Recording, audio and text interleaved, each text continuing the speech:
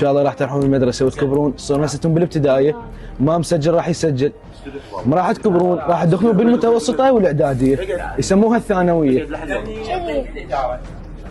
هاي الثانويه انت بالمدرسه اكيد انتم شطار كلكم تاخذون عشرات تاخذون 100 كل المواد. الله عندما يصف الرسول قال انك لعلى خلق عظيم، ما قال انك لعلى دين عظيم. وكذلك بالاحاديث النبويه الوارده عن الرسول صلى الله عليه واله انما بعث لاتمم مكارم الاخلاق، ما قال لاتمم مكارم العبادات. اهم جانب استاذ الاخلاق.